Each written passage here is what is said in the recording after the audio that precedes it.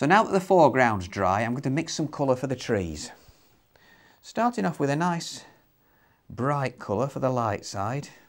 I've got raw sienna and rose madder. Then I've got cobalt blue and cobalt violet. And then for the dark side of the tree trunk, I'm going to take ultramarine, burnt sienna and a bit of rose madder to make a rich dark that has a hint of purple in it. And starting with the raw sienna and rose madder, the light is coming from the left, so I'm concentrating that down this left hand side of the trunk, sticking to that nice crisp white edge. I don't have to worry about smaller branches at the moment. Get a bit of water on it to keep it nice and moist. Important here to work vertically with the brush so we can get those markings in the bark. We'll add now a touch of cobalt blue and cobalt violet. Let these colours mix and merge on the paper.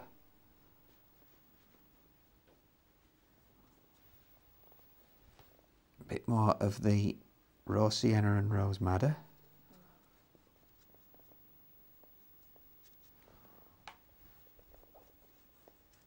Bringing it down into that root area. And then a bit more of the purpley colour over towards the shadow side. Starting now to build in a little bit of shadow. I'm adding a touch more cobalt violet to it so it's slightly more purple.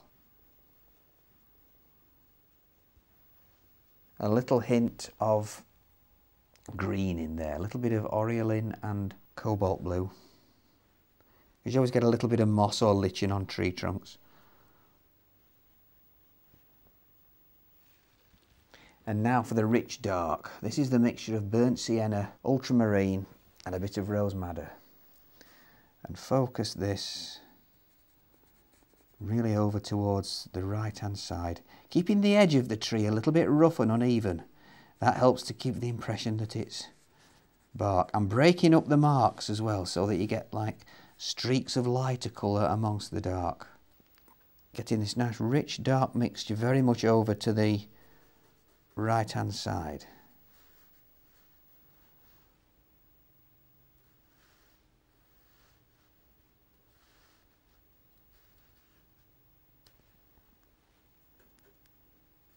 Good contrast there with the dark on the bark and the light green behind it.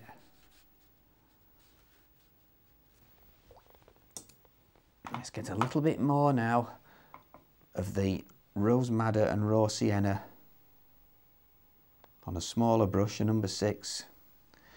Just encourage a little bit of merging in this place here. And then bring this colour down into these roots, trying to get that shape where the roots thin out as they get further away from the tree. It's all about observation, this. And then a real good brush full of the dark paint to give them some more shape. It's handy if the paint softens into the other colour in some places but gives us a few harder shapes in others to describe these roots. Important that you brush at this point that's got a good point to it.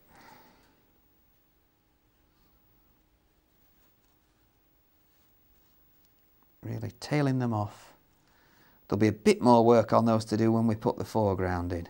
Okay, now I'm going to carry on with this, keeping that number 6 brush with the dark brown paint on. I've got a smaller brush now, a number 4, with the raw sienna and rose madder, and I'm going to bring out some of these branches now. Starting the branch with the lighter colour and then introducing the dark into it before it dries. Taking this branch is going to be in front of the right hand tree, but I can't do that bit till I've actually painted it, so I'm going to stop the branch at the tree for the time being. There's quite a bit of fine branch work in these gaps between the trees as well. Using the very tip of the brush so that the branches are really fine. Same sort of thing now over this side. And these branches disappear off the left-hand side of the scene.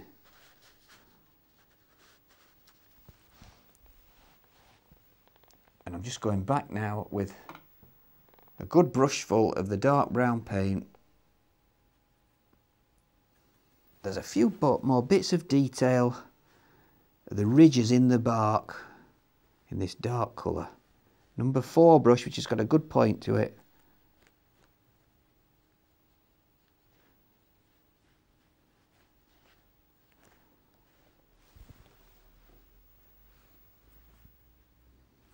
So I'm now going to repeat that process to complete the tree on the right hand side. I've now taken the masking fluid off the gate post, the stile and the wall, but before I paint those in, we'll do a bit of dry brush work to indicate the summer foliage. And I'm going to get a number 6 brush and plenty of lemon yellow, quite a thick mixture of lemon yellow, and using the side of the brush, just try to catch the surface, concentrating at first with this lemon yellow against the darker areas of the tree, the ends of the branches and the dark side of the bark. Just trying to use this opaque colour to give us a contrast against the dark. I'm going to do more of the same now with a bright green made of orioline and cobalt blue. And then to finish this section off, I've got the fine detailer brush, the number 2, and some neat lemon yellow, and we'll pick out a few leaves just highlighted again against the dark areas. Important that you don't make these dots so much as little dashes. The dashes look like leaves, and that if you do a dot it doesn't work as well, it's not as convincing. And now we'll look at the gate, the stile and the wall. Some nice warm colour to look like it's catching the light. I've got raw sienna and rose madder, and we'll start by painting this into the area that is still white because it was protected with the masking fluid.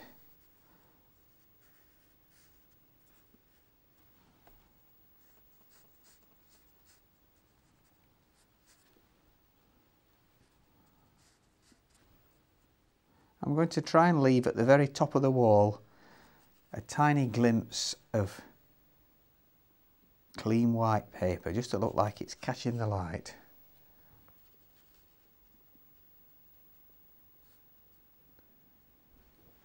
While that's still wet on the wall, I'll add a touch of green, orioline and cobalt blue to make it look as though the grasses here at this right hand side of the path are creeping up the wall.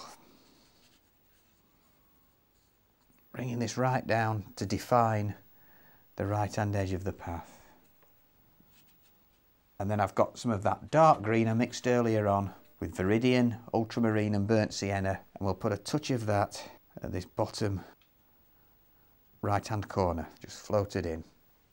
Just before the wall dries, I'm going to take a bit of cobalt blue and rose madder and float that into it to create a sort of warm